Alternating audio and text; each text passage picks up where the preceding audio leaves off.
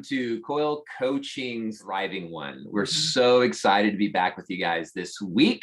And this week, we're going to be talking about the 4 tips to getting unstuck. Yes. So we're excited to have Lindsay talk about that today. But before we do that, we want to continue to celebrate Women's History Month. Yes. With that, for those of you who know and have listened to our previous episode, we started Coil Coaching Women in light of Women's History Month, and as well as Women's International Day. So we thought that was a very perfect timing to launch Coil Coaching Women.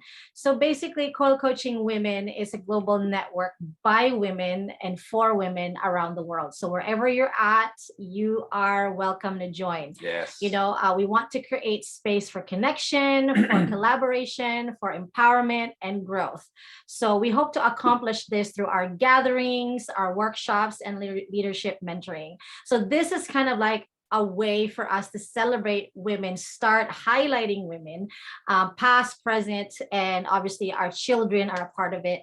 So yeah, that's one of the ways that we want to celebrate Women's History Month.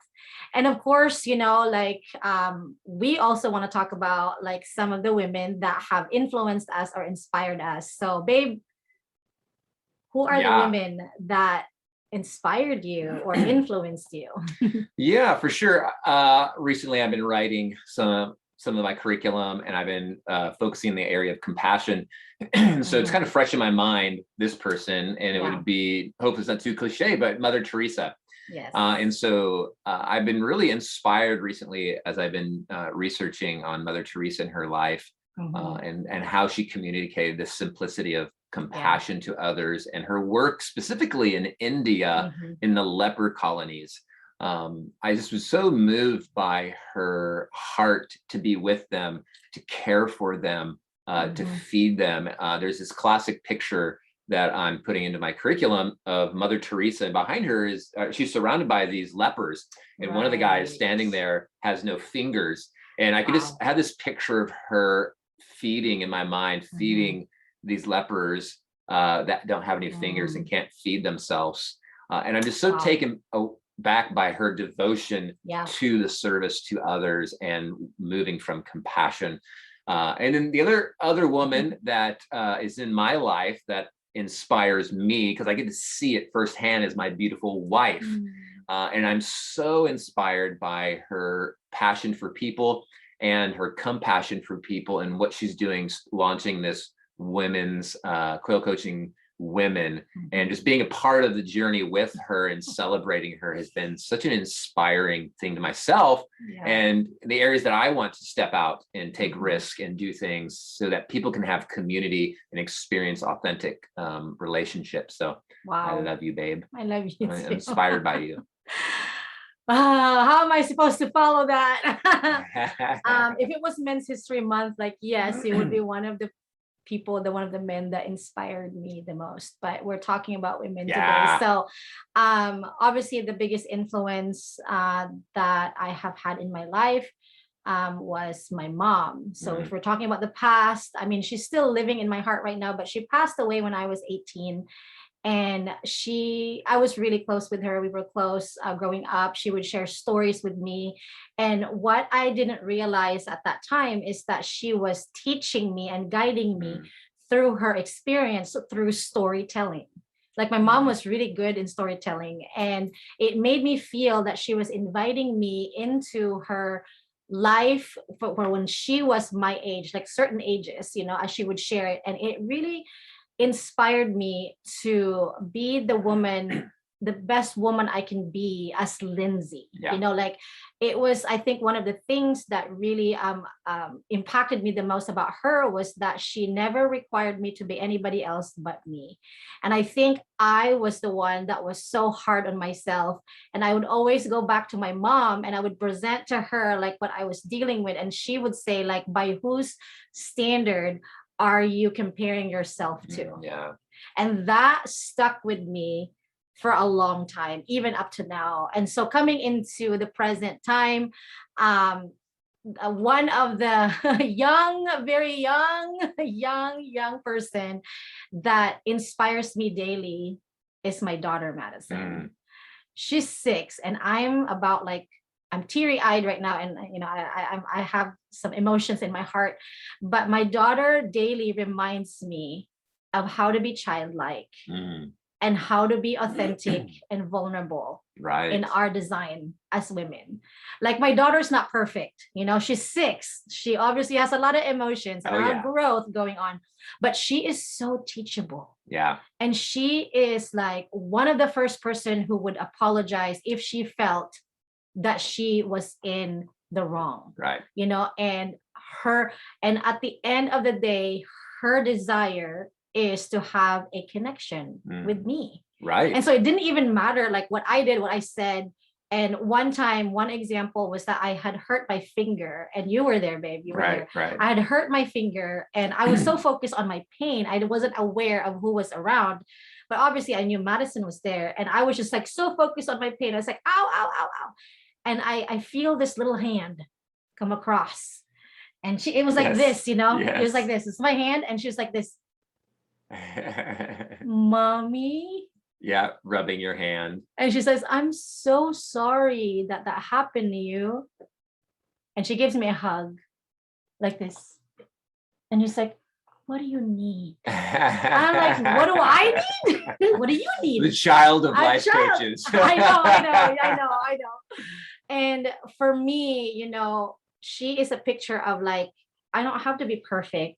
I just need to be connected and love on people. So anyway, before I brag about her more, right. You might be asking like, what are some of the ways that we can celebrate other women in our lives? Yeah. And the bigger way is probably like, if you know anybody who has a nonprofit, a business, and they're owned by women, I would, be intentional and conscious of who are they and how can I support them? So that's a practical way, Yeah.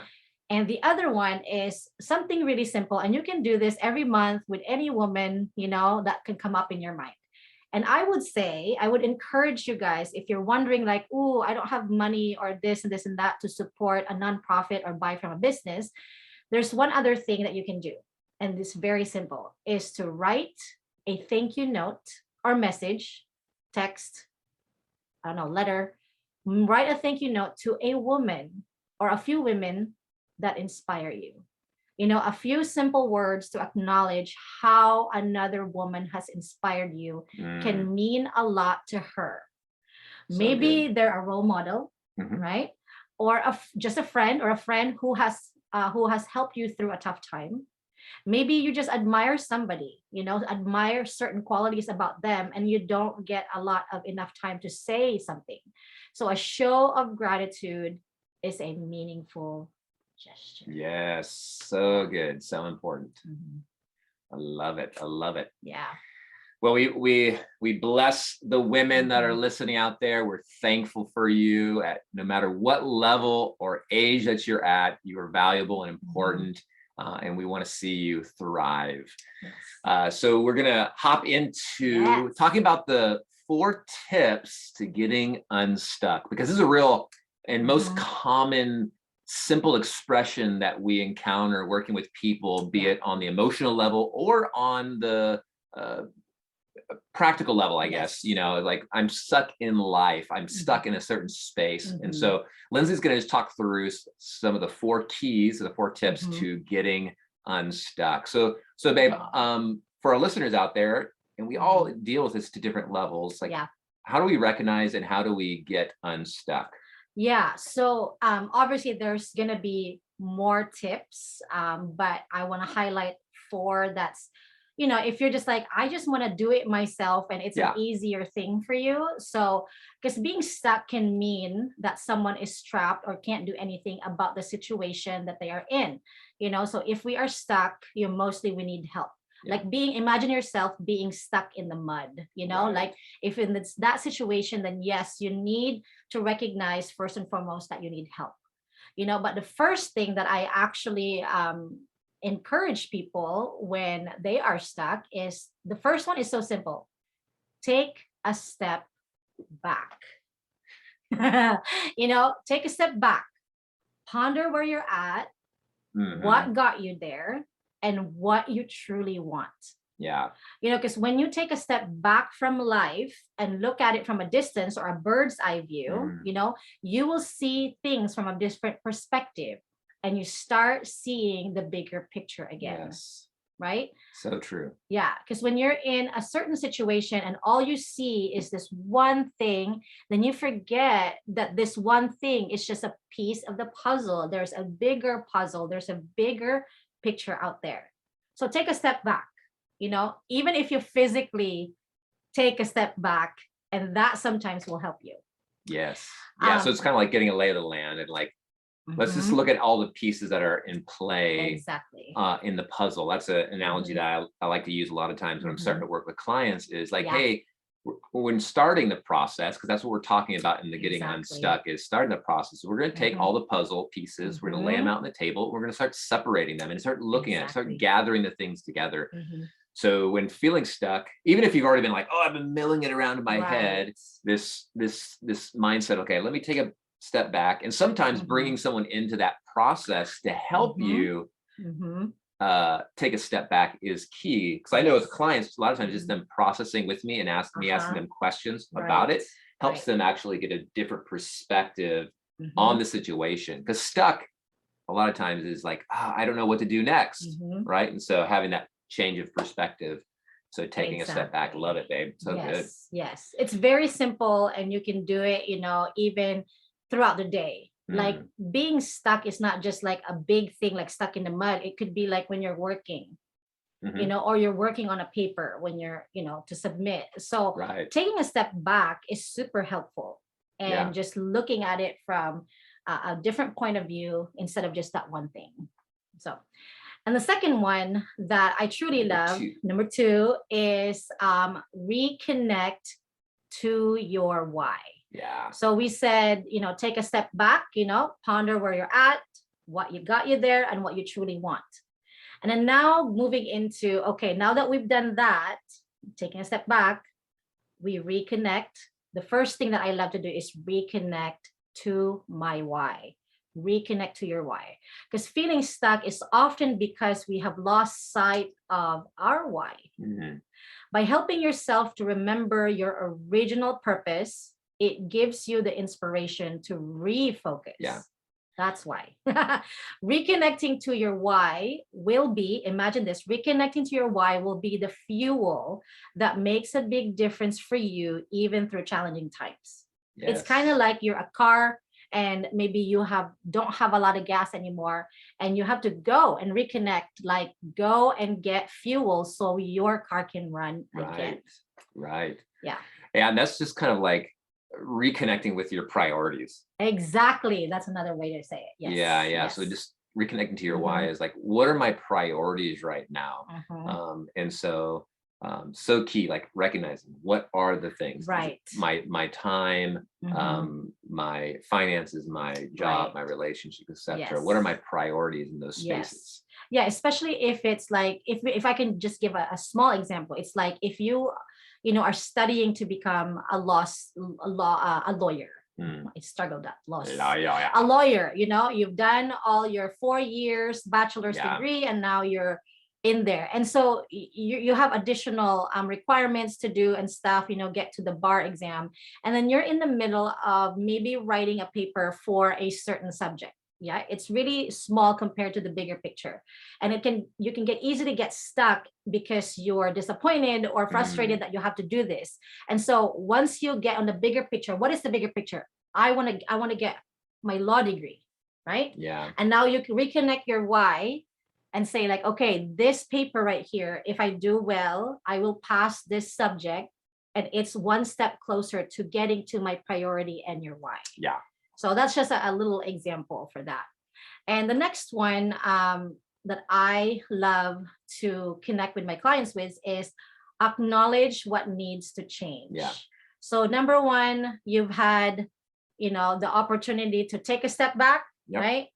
And then after taking a step back, you're like reconnecting to your why or your priorities. And then now this is the next step that is so helpful. Closer to where you want to be is to acknowledge what needs to change. Yes. Because when you realize that changes need to be made, you know, this is somewhat like a mini call of action. Is you now have the opportunity, the choice to set aside time to reflect on life and search for patterns. Yeah. Okay.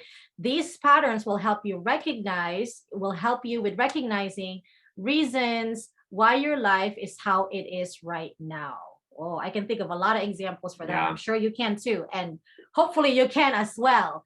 So, you know, acknowledging what needs to change is the first step into actually the action where you have to put your hands and feet on it, like set aside time, reflect. Okay, now that I know my why and this is my priority, you know, I'm gonna set aside time, whether to reflect by yourself or hire a coach to help you get there, you know, and search for patterns. Hey, what are the patterns that I have been doing that had me got into this place of being stuck? Yes. Yeah. So good. So good. Yeah. Acknowledging what needs to change. I love that, babe. Yeah.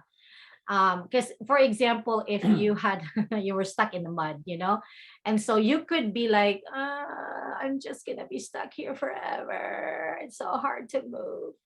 But I know that some of you can think about like, oh, of course, I know how, like, you know, like you could even like say like, oh, if my foot got stuck in the mud, I technically know how to get unstuck. Right. But sometimes our belief about being stuck and our belief about our foot being stuck in life, you know, we tend to dwell on why we got stuck and the dirt on being gotten stuck. Another example I can think of is like, I use this a lot with my clients, is your belief about your own, is that if you if you stepped on a nail, yeah, you know, a lot of us, we step on a nail and it's like, ow, I've stepped on a nail. And in a way it sounds silly, but some of us get stuck with the nail being stuck, and we have believed that we have become the nail. That's why the nail cannot separate from us, you know. But you know that's not true, and you know everybody's listening, you know, like, that's not true. I can totally take the nail out. Right. And so this is the step. Yeah.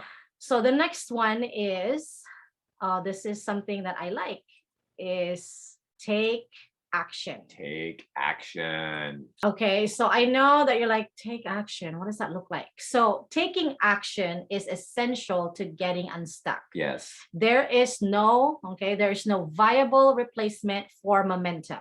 And get this, because action empowers further action. Yes. So when there's action, it empowers another action.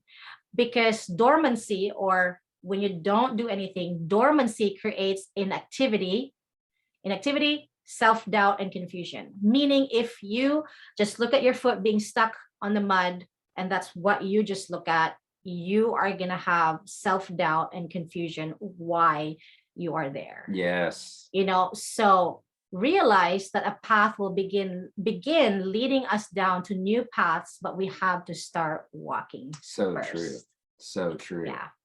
Yeah. And I love these. It's so simple, but a lot of times we need support. Yes. Around us. Like sometimes we need someone to pull us out of the mud. Yes. Or sometimes you can just take some of this information and process and bring it to a friend, and it can help you bring light to what to do, and or bring some encouragement to actually do the action. And so, you know, as you're pondering through this and you're like, oh, that sounds great. I did these steps. I still feel stuck. We really want to encourage you, reach out to us. Even if you just do a discovery session, do an hour session with us, we can help you recognize where you're at and what you need to do to actually take that next step. Because I think for a lot of people, between, you know, seeing a psychologist and hanging out with your friend for coffee and talking through stuff, you know, it's like they're such large extremes, and there's this whole space in between of doing life, be it emotionally, spiritually, practically, relationally with others. Like, we just need help moving through those and getting unstuck. And so taking these tips and actually applying them and having a plan for your uniqueness. Yeah. Because that's, I think, what's special about what we're doing in Quill coaching on our one-on-one sessions is actually helping people understand their story. Yes. And within their story has the answers that they need. It's unique to you. Yes. And so if you're interested, if you're feeling stuck and you've applied these tips and you're still kind of feeling stuck, we just encourage you, reach up to us at Quill Coaching. You can find us online at our website, quillcoaching.com. Yes. And we're on Facebook and Instagram also. Yeah. So yeah, that was great. That was great, babe. Yes, And a big celebration to Mhm. women, and during this Women History Month, Mhm. celebrate them all the time. But I love how there's a month Yes. where we can just like really bring attention to the value and the importance of women Yes. around the world. Yeah, So, exactly. so women, we say to you, thank you. Thank you. And until next time, you guys, we look forward to the next time being with you. This is Quill Coaching, Yeah, Riding Riding One. One. Bye-bye.